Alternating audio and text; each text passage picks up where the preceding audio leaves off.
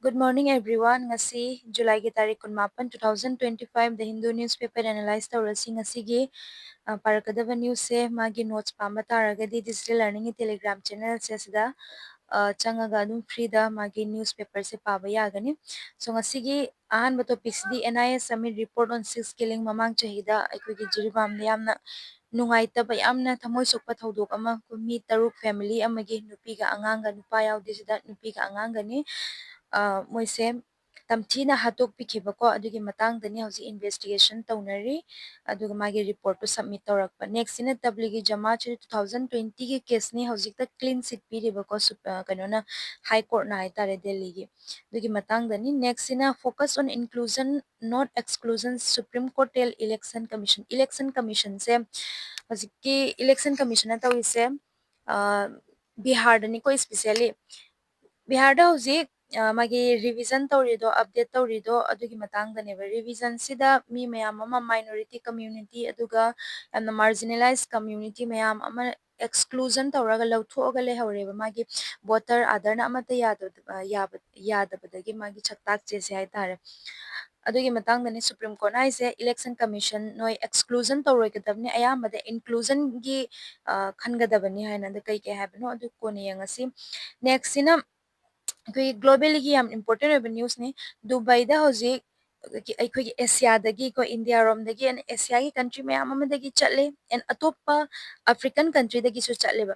ꯁꯤ ꯃꯌꯥꯝꯁꯦ ꯑꯥꯗ ꯋꯥꯔꯀꯔ ꯑꯆꯧꯕ ꯊꯕꯛ ꯇꯧꯕꯒꯤꯗꯤ ꯂꯩꯖꯈ꯭ꯔꯦ ꯃꯥꯒꯤ ꯑꯗꯨꯗꯤ ꯃꯣꯏꯗꯤ ꯑꯦꯐꯣꯔꯠ ꯇꯧꯕ ꯉꯝꯃꯦ ꯕꯤꯜꯗꯤꯡ ꯑꯆꯧꯕ ꯑꯋꯥꯡꯕ ꯃꯌꯥꯝ ꯑꯃ ꯐ꯭ꯂꯦꯠ ꯃꯌꯥꯝ ꯑꯃ ꯑꯗꯨꯕꯨ ꯑꯩꯈꯣꯏ ꯁꯤꯗꯒꯤ ꯃꯥꯏꯒ꯭ꯔꯦꯟ ꯋꯥꯔꯀꯔ ꯃꯌꯥꯝ ꯑꯃ ꯊꯕꯛ ꯁꯨꯕ ꯆꯠꯂꯤ ꯃꯌꯥꯝꯁꯤꯗꯤ ꯀꯩꯅꯣ ꯔꯨꯝ ꯑꯃꯗ ꯃꯣꯏꯁꯦ ꯃꯤ 10 ꯃꯤ 10 ꯑꯗꯨꯃꯥꯏꯅ ꯂꯩꯔꯤꯅꯦꯕ ꯑꯗꯨꯒꯤ ꯄꯣꯠꯇꯣ ꯅꯍꯥꯟꯁꯦ ꯕꯤꯜꯗꯤꯡ ꯑꯃꯗ ꯃꯩ ꯆꯥꯛꯄ ꯑꯗꯨꯗꯒꯤ ꯗꯨꯕꯥꯏ ꯒꯣꯚꯔꯟꯃꯦꯟꯠꯅ ꯀꯩꯗꯧꯔꯦ ꯑꯗꯨꯒꯤ ꯕꯤꯜꯗꯤꯡꯁꯤꯡꯗ ꯃꯤ ꯃꯌꯥꯝ ꯂꯩꯕꯗꯣ ꯑꯗꯨ ꯂꯩꯍꯜꯂꯔꯣꯏꯅ ꯍꯧꯖꯤꯛꯀꯤ ꯇ꯭ꯔꯥꯏꯕ ꯆꯠꯄ ꯍꯧꯔꯦꯕ ꯃꯣꯏꯁꯦ ꯄꯨꯊꯣꯛꯑꯒ ꯂꯧꯊꯣꯛꯄ ꯃꯐꯝꯗꯨꯗ ꯂꯩꯇꯅꯕꯒꯤꯗꯃꯛꯇ ꯑꯗꯨꯒꯤ ꯄ꯭ꯔꯣꯕ꯭ꯂꯦꯝꯗꯣ ꯑꯗꯨꯒꯤ ꯃꯇꯥꯡꯗꯅꯤ ꯅꯦꯛꯁꯁꯤꯅ build on this joint statement to try and save Gaza save ꯇꯧꯅꯕꯒꯤ ꯃꯇꯥꯡꯗꯅꯤ ꯑꯩꯈꯣꯏꯒꯤ ꯀꯟꯇ꯭ꯔꯤ 30 ꯌꯨꯔꯣꯄꯤꯌꯟ ꯀꯟꯇ꯭ꯔꯤ 30ꯅ ꯒꯥꯖꯥꯁꯦ ꯁꯦꯚ ꯇꯧꯅꯕꯒꯤꯗꯃꯛꯇ ꯃꯥꯒꯤ ꯖꯣꯏꯟ ꯁ꯭ꯇꯦꯠꯃꯦꯟꯠ ꯄꯤꯔꯛꯄ ꯑꯗꯨꯒꯤ ꯃꯇꯥꯡꯗꯅꯦꯕ ꯍꯧꯔꯁꯤ ꯑꯗꯨꯗꯤ ꯃꯌꯥꯝ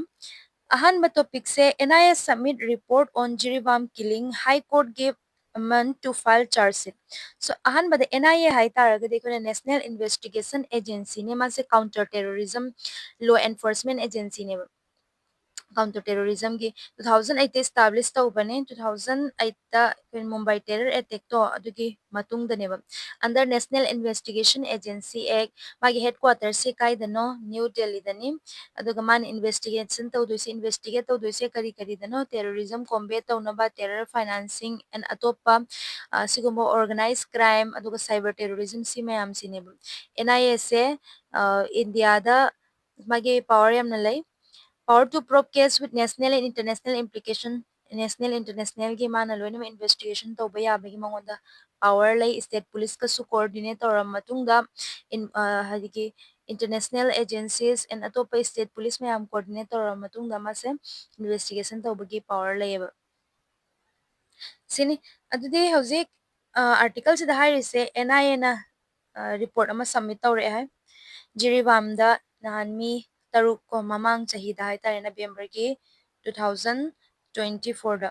6 women and children Maitai community gi abducted phare ko adugi matungda kidnap tawra matungda mase hat ki baneba mogi body kai dagi phangi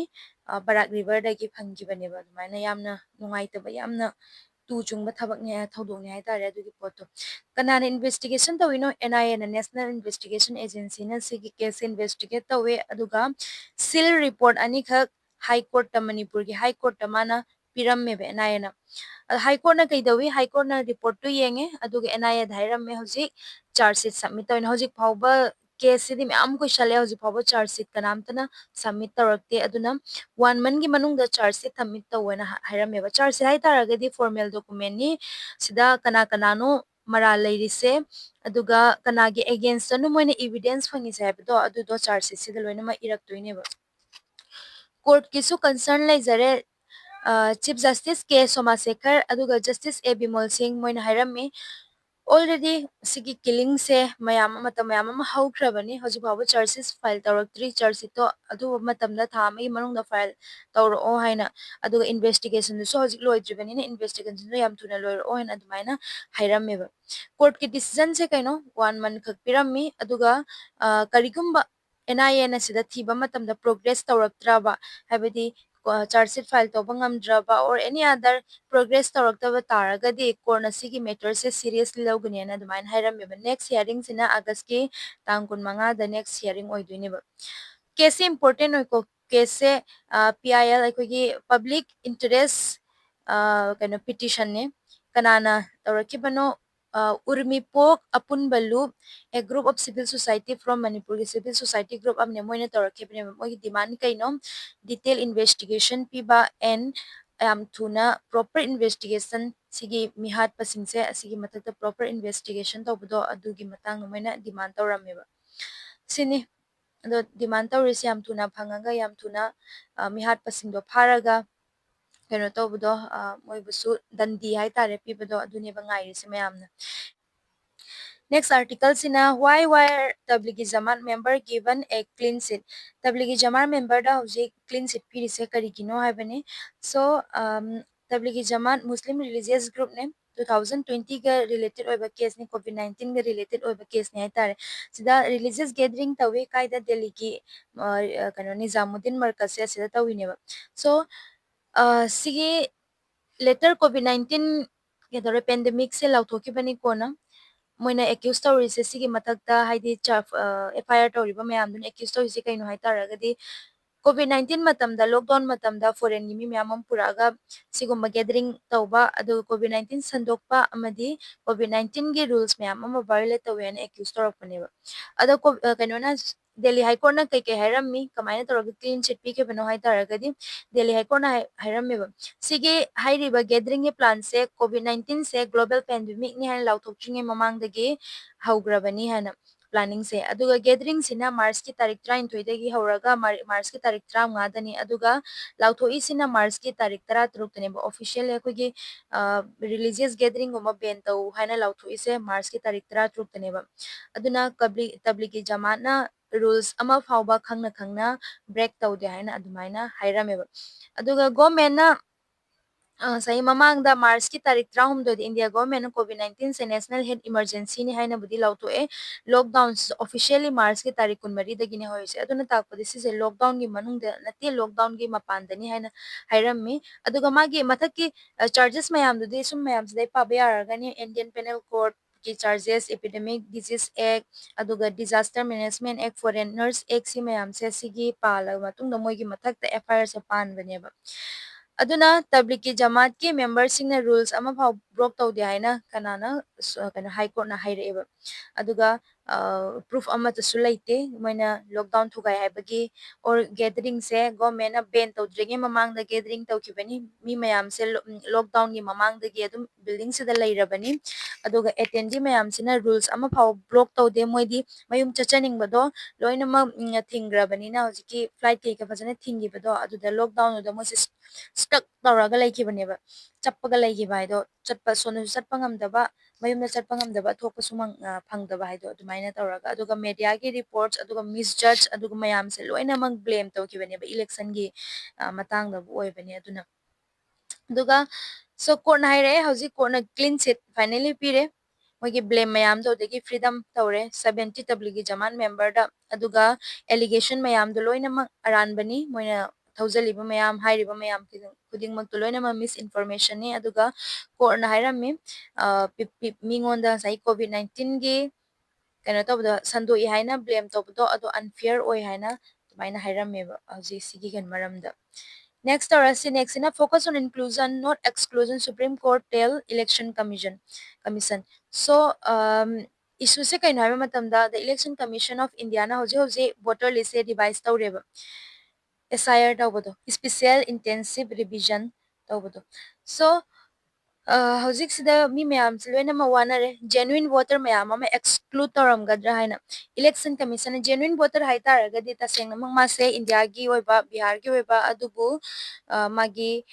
voter list ꯑꯗꯨꯒ ꯑꯥꯙꯥꯔꯅ ꯌꯥꯗꯕꯗꯒꯤ voter list so other su pira phawba hojiki election commission haise si sine yaro haise ne ba to pachi me am puthorako document me am darkar ta ba tara ma thoi document ni piri se voter ga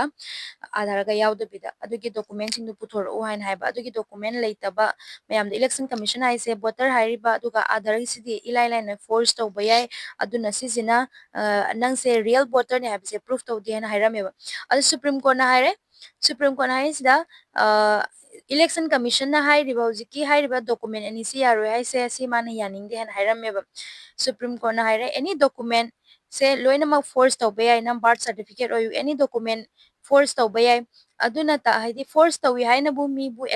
excluded tawgadra na voter lo lawro aadhar du lawro matung noi check tawninga mechanism yam lay adumaina phajana check tawana haira me check tawraga verify tawraga mi gi aadhar lawro voter lawro haibi mahuta aadhar voter du lawro aduga check taw phajana verify tawro verify tawbada yaba taragadi hapani yadaba taragadi hapanwana adumaina haira me justice joymala bakchi semana hangame if someone man aadhar card or voter card so taurani adu mase why not consider their claim to be voter kai do bagi no noina sai mase voter ni haina hide recent haibado adugi photo hairameba aduga genuineness authenticity ki kari concern haiba matamda justice surya kan hairameba even epic or other se fake oi be but sina takpa mi so noina mi se noina completely reject to haina haibanate documents accept to raga verify to gadamni phasana darkar ta bataraga di hairameba aduna voter list se hoji final oi raba hai taraka de hoji phawba voter list final oi dri august ki tang amada draft voter list se hai voter nahan revision to ba matam da hapkiba mayam do adugi yakiba mayam do adugi draft voter list tang amada thora ani adugi matungda correction tawba yani until September 1 phawba correction tawnabagi matam piriba final voter list ina September gi tang 13 da final voter list Bihar gi laktuineba ikoi sidashu tawrakini khani ikoi roi all India gi state khuding makta tawdoini lawyer sing na kai kai harami lawyer sing na election commission na hojik tawra ise already finally mong da ne moin mi myam ki hala ise ado mi ki hanganu ki handa beda fazana no issue kana gumba magi hoji exclude to hoba taraga de ado matam tarakpada haibedi adum hapa yaki gani chance vote pibagi chance to pigani khot kani adumaina hayu hairamiba hojiti hekta election commission tawisa no yade no cancel taw thokra no yade no haparo no tawro han adumaina negative kadane hoji tawraga mi myam ki halise court ki final stand ji kaino kon hairami hoji still court na election commission gi magi decision mayam se overrule to bayai ikoina darkar ta bataraga di hena dumaina court na hairame aduga draft se publish tawro matungda saigi noina draft public tawgre produce tawgre haina aikogi kano court ki power se handaba nate court ki power yam lay aduga karigumba noina sigi intensive fair and inclusive oidaba taraba sigi revision se adui taragadi disadvantaged communities or marginalized communities mayam ama thado ama taraba court na adugi process to fair and inclusive oinabagi damakta court na magi makutamu laukalakani haina adumaina election commission da court na hairame mayam se exclusion tawdabida inclusion tawnabagi damakta or tawdaba taragadi court na kan magi kan handle tawrakani haina thabakse so next or see Dubai target partition plate migrant worker have nowhere else to go. So Dubai gi authorities sing now crackdown to wow great partition apartment mayam ama rent to riba mayam room ama da macham cha split to riba mayam say more than 20 or 10 people have joy mi manga truk le joy low cost living arrangement is migrant worker mayam ama gi migrant workers sing di kaino Dubai da di bige room se am tange ba ko room ama apik ba room ama da $270 ne tha amada du taragadi mi amagi magi salary fawba adu fu yawba nateba aduna 2 bedroom or mi mayam ama laiba kotpa bedroom ani khak aduga mina tara kun adumai laiba mayam ma yawreba sida people like Hassem mena sida magi example pe Egyptian gi worker ne mana lairiba room do yam tiny oiba aduga yamna su tangba $270 piba adu komba room ne aduga mase 2 bedroom lay mi atopa mi mapan amaga maga mi tarane aduga mi khuding maki magi tongan tongan small spaces kuigi macha space ki layeba himna bagi damakta tai kaim laite Dubai duna aduna hoji Dubai na kaidawra em rental layriba sigum mayam se unsafe ni overcrowded ni haina target to bahore problem si kaino ay matam da recently fire building da mai chake ba ko ꯑꯗꯨꯒ ꯃꯩ ꯆꯥꯛꯄꯁꯤꯗ ꯍꯧꯖꯤꯛ campaign ꯇꯧꯔꯛꯄ ꯃꯇꯝꯗ ꯁꯤꯒꯨꯝꯕ partition ꯇꯧꯕ ꯍꯥꯎꯁꯦꯁꯗ ꯁꯣꯏꯕ ꯈꯣꯠꯄ ꯃꯌꯥꯝ ꯑꯃ ꯌꯥꯎꯏ ꯑꯣꯚꯔ ꯀ꯭ꯔꯥꯎꯗ ꯑꯣꯏꯕ ꯑꯗꯨꯒ ꯑꯟꯁꯦꯐ ꯑꯣꯏꯕ ꯑꯦꯟꯚꯥꯏꯔꯣꯟꯃꯦꯟꯅꯤ ꯑꯗꯨꯅ ꯁꯤꯒꯤ ꯄꯣꯠꯁꯦ ꯑꯟꯍꯦꯜꯗꯤ ꯑꯣꯏꯕ ꯑꯗꯨꯒ ꯀ꯭ꯋꯥꯂꯤꯇꯤ ꯑꯣꯐ ꯂꯥꯏꯐꯁꯦ ꯏꯝꯄ꯭ꯔꯨꯚ ꯇꯧꯅꯕꯒꯤꯗꯃꯛꯇ ꯃꯣꯏꯅ ꯍꯧꯖꯤꯛꯁꯤ ꯇꯥꯔꯒꯦꯠ ꯇꯧꯕ ꯍꯧꯔꯛꯄꯅꯦꯅ ꯑꯗꯨꯃꯥꯏꯅ ꯍꯥꯏꯔꯝꯃꯦꯕ ꯏꯁꯨꯁꯤ ꯀꯩꯅꯣ ꯗꯨꯕꯥꯏꯗꯤ ꯃꯣꯏꯒꯤ ꯐꯅꯕꯒꯤ ꯃꯣꯏꯒꯤ ꯁꯤꯇꯤꯗꯣ ꯆꯥꯎꯈꯠꯅꯕ ꯍꯣꯠꯅꯕꯅꯦꯕ ꯑꯗꯨꯕꯨ ꯃꯣꯏ ꯁꯤꯇꯤꯗꯣ ꯆꯥꯎꯈꯠꯅꯕ ꯍꯣꯠꯅꯔꯛꯄ ꯃꯇꯝꯗ ꯃꯣꯏꯅ ꯏꯟꯗꯤꯌꯥꯗꯒꯤ ꯑꯣꯔ ꯑꯦꯁꯤꯌꯥꯗꯒꯤ ꯍꯥꯏꯔꯣ ꯑꯐ꯭ꯔꯤꯀꯥꯗꯒꯤ ꯆꯤꯞ ꯂꯦꯕꯔ ꯃꯌꯥꯝ ꯑꯃ ꯆꯠꯂꯤꯅꯦꯕ ꯆꯤꯞ ꯂꯦꯕꯔꯁꯤꯡꯁꯤꯅ ꯊꯕꯛꯇꯣ ꯁꯨꯗ꯭ꯔꯒꯗꯤ ꯃꯣꯏꯒꯤ ꯃꯐꯝꯗꯣ ꯀꯩꯝꯇ ꯆꯥꯎꯈꯠꯀꯗꯕ ꯅꯠꯇꯦꯕ ꯑꯗꯨꯅ ꯆꯤꯞ ꯂꯦꯕꯔꯒꯤꯁꯤꯡꯁꯤꯒꯁꯨ ꯃꯣꯏꯒꯤ ꯑꯣꯜꯇꯔꯅꯦꯇꯤꯞ ꯑꯃ ꯄꯤꯒꯗꯕꯅꯦ ꯃꯌꯥꯝ ꯂꯩꯔꯅꯨ ꯍꯥꯏꯇꯥꯔꯒꯗꯤ ꯐ꯭ꯂꯦꯠꯇꯣ ꯑꯣꯔ ꯅꯠꯇ꯭ꯔꯒꯅ ꯀꯩꯅꯣꯝ ꯌꯨꯝꯗꯣ ꯁꯥꯔꯣ ꯃꯌꯥꯝꯗꯣ ꯂꯩꯅꯕꯒꯤꯗꯃꯛꯇ ꯑꯆꯧꯕ ꯑꯃ ꯑꯣꯔ ꯅꯠꯇ꯭ꯔꯒꯅ ꯐ꯭ꯂꯦꯠꯇꯣ ꯈꯤꯇꯪ ꯍꯣꯡꯍꯜꯂꯣ ꯑꯗꯨꯃꯥꯏꯅ ꯇꯧꯕ ꯅꯠꯇ꯭ꯔꯗꯤ ꯀꯃꯥꯏꯅ ꯃꯤ ꯃꯌꯥꯝꯁꯤ ꯂꯥꯛꯑꯒ ꯊꯕꯛ ꯁꯨꯗꯣꯏꯅꯣꯕ ꯂꯛꯖꯔꯤ ꯑꯦꯄꯥꯔꯠꯃꯦꯟꯗ ꯑꯦꯟ ꯋꯦꯜꯗꯤ ꯄ꯭ꯔꯣꯐꯦꯁꯟꯁꯤꯡꯗ ꯂꯣꯏꯅꯃꯛ ꯐꯣꯀꯁ ꯇꯧꯔꯒ ꯂꯩꯔꯦ ꯗꯨꯕꯥꯏꯒꯤ ꯍꯧꯖꯤꯛ ꯑꯗꯨꯒ ꯄ꯭ꯔꯣꯄꯔ ꯋꯥꯔꯀꯔ ꯄꯣꯔ ꯋꯥꯔꯀꯔ ꯃꯌꯥꯝꯁꯦ ꯑꯁꯤꯗ ꯑꯝꯇ ꯂꯩꯇꯦꯕ ꯃꯣꯏꯒꯤ ꯐꯣꯀꯁꯁꯦ ꯁꯤꯅꯤ ꯑꯗꯨꯒ ꯁ꯭ꯃꯣꯜ ꯔꯨꯝ ꯑꯗꯨ ꯕꯦꯗ ꯏꯁꯄꯦꯁꯀ ꯐꯖꯅ ꯑꯟꯗꯤꯚꯥꯏꯗꯦꯠ ꯑꯦꯄꯥꯔꯠꯃꯦꯟ ꯗꯤꯚꯥꯏꯠ ꯇꯧꯗꯕ ꯑꯦꯄꯥꯔꯠꯃꯦꯟ ꯈꯤꯇꯪ ꯆꯥꯎꯇꯛ ꯇꯧꯕꯁꯤꯅ ꯊꯥ ꯑꯃꯗ $100 ꯃꯌꯥꯝ ꯑꯃ ꯌꯧꯔꯅꯦꯕ ꯂꯤꯁꯤꯡ ꯀꯨꯟꯊ꯭ꯔꯥꯅꯤꯊꯣꯏ ꯀꯨꯟꯊ꯭ꯔꯥꯍꯨꯝꯗꯣꯏ ꯑꯗꯨꯃꯥꯏꯅ ꯌꯧꯔꯛꯑꯅꯦꯕ ꯅꯤꯐꯨꯒ ꯌꯧꯔꯛꯑꯅꯦꯕ ꯍꯥꯏꯗꯤ ꯑꯦꯄꯥꯔꯠꯃꯦꯟ ꯑꯃꯗ ꯊꯥ ꯑꯃꯗ ꯑꯗꯨ ꯊꯥ ꯑꯃꯗ ꯀꯩꯁꯨ ꯂꯤꯁꯤꯡ ꯅꯤꯐꯨ ꯌꯧꯕ ꯃꯤ ꯃꯌꯥꯝ ꯌꯥꯝꯅ ꯁꯣꯝꯗ ꯂꯩꯕ ꯅꯠꯇꯦꯕ ꯈꯤꯇꯪ ꯃꯥꯒꯤ ꯖꯣꯕꯇꯨꯒꯤ ꯃꯇꯨꯡ ꯏꯟꯅꯅꯦ ꯃꯥꯏꯒ꯭ꯔꯦꯟ ꯋꯥꯔꯀꯔꯒꯤꯗꯤ ꯑꯗꯨ ꯌꯧꯕ ꯅꯠꯇꯦꯕ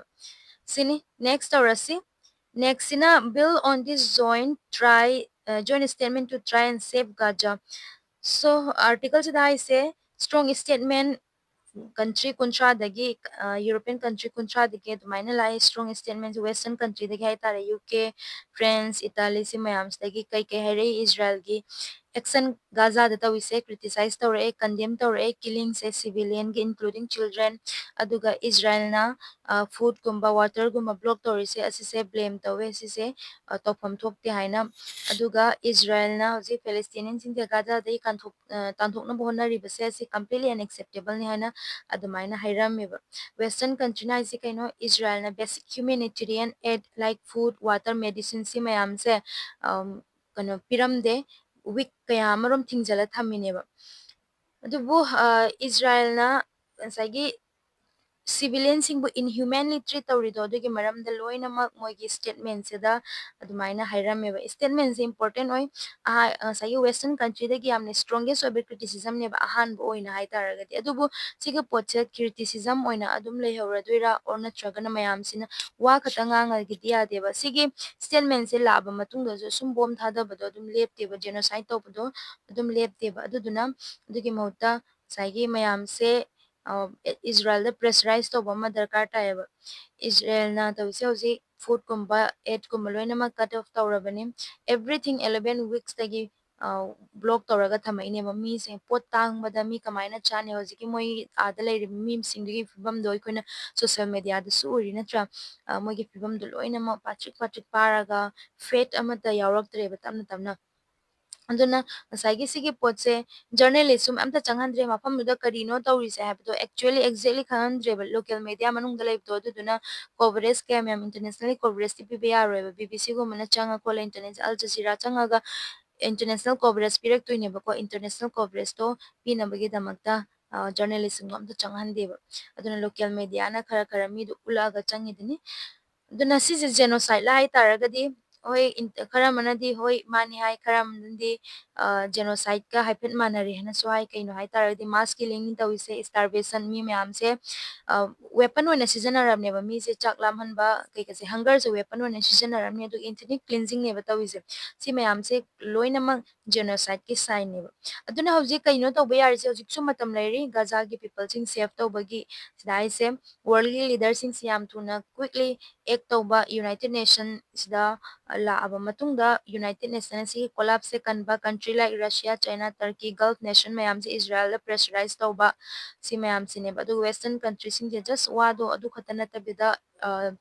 ꯁꯤꯒꯤ ꯁꯣꯂꯨꯁꯟꯁꯦ ꯐꯖꯅ ꯔꯤꯌꯦꯜ ꯁꯣꯂꯨꯁꯟ ꯍꯥꯏꯇꯥꯔꯦ ꯁꯤꯁꯦ ꯑꯣꯐꯔ ꯇꯧꯕꯒꯤꯗꯃꯛꯇ ꯑꯣꯐꯔ ꯇꯧꯅꯕꯒꯤꯗꯃꯛꯇ ꯑꯗꯨꯃꯥꯏꯅ ꯍꯥꯏꯔꯝꯃꯦꯕ ꯁꯤꯅꯤ ꯃꯇꯥꯡ ꯑꯁꯤꯗ ꯚꯤꯗꯤꯑꯣ ꯑꯁꯤ ꯂꯣꯏꯁꯤꯟꯖꯔꯒꯦ ꯊꯥꯒꯠꯆꯔꯤ ꯃꯌꯥꯝꯕꯨ